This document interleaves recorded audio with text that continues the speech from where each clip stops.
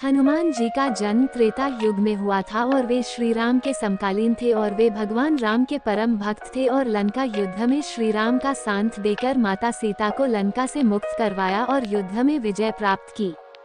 इसी प्रकार भीम का जन्म द्वापर युग में हुआ और श्री कृष्ण के समकालीन थे। भीम भी महाबलशाली योद्धा थे। महाभारत के 5 पांडवों में भीम सबसे अधिक शक्तिशाली और बलवान थे। 1900 हाथियों का बल था और उस समय संपूर्ण पृथ्वी पर उनके समान शक्तिशाली कोई दूसरा नहीं था। उन्होंने अच्छे महाबलियों को युद्ध में धूल चटाई थी।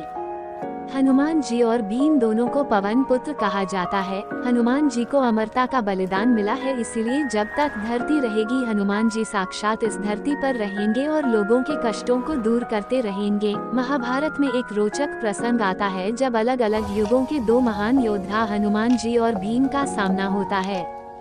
बात महाभारत काल की है। पांडवों को 14 वर्ष का वनवास और 1 वर्ष का अज्ञातवास मिला था। इस दौरान एक बार पांडव किसी वन में रुके हुए थे। उस वन में एक सरोवर था। उस सरोवर में सुगंधित कमल पुष्प लगे हुए थे जिनकी सुगंध चारों तरफ फैल रही थी। द्रौपदी को इन पुष्पों की सुगंध अपनी तरफ आकर्षित कर रही थी। द्रौपदी ने भीम को पुष्प कमल लाने के लिए कहा और भीम निकल गए सुगंधित पुष्प कमल की तलाश में।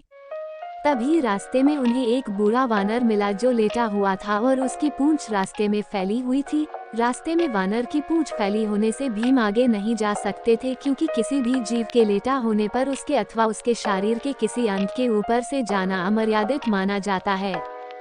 अपने रास्ते में वानर की पूंछ देखकर भीम ने वानर से अपनी पूंछ हटाने के लिए कहा। भीम की बात सुनकर वानर बोला, भाई मैं तो राम का भक्त हूँ, राम जी की कृपा से यहाँ लेटा हुआ हूँ, आप चाहें तो मेरे या मेरी पूंछ के ऊपर से जा सकते हैं।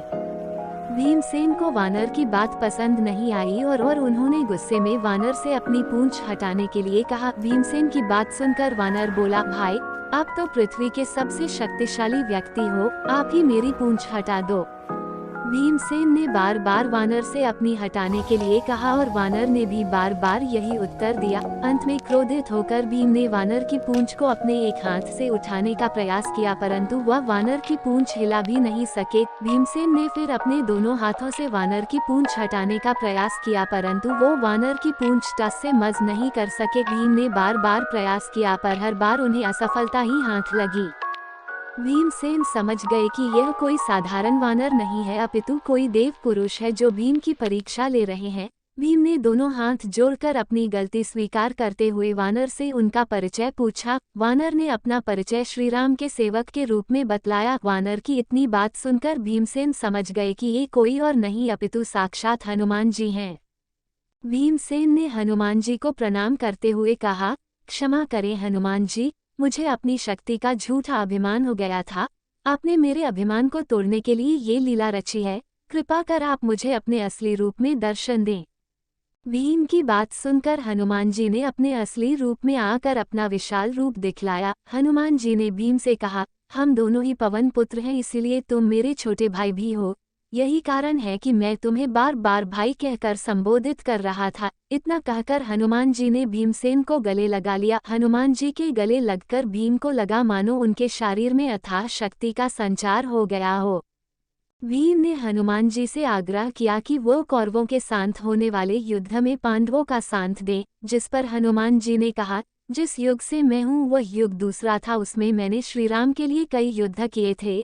अब ये युग दूसरा है, यह मेरा युद्ध करना सही नहीं है, इसीलिए मैं युद्ध में शामिल नहीं हो सकता, परंतु युद्ध में पांडवों के रथ की ध्वजा पर मेरा वास होगा।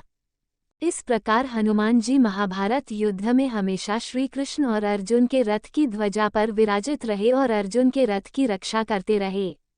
शिक्षा। हनुमान जी और भीम की कहानी से हमें शिक्षा मिलती है कि हमें कभी भी अपनी शक्ति और बल का घमंड नहीं करना चाहिए। वीडियो अच्छा लगे तो लाइक सब्सक्राइब कर दीजिए। धन्यवाद।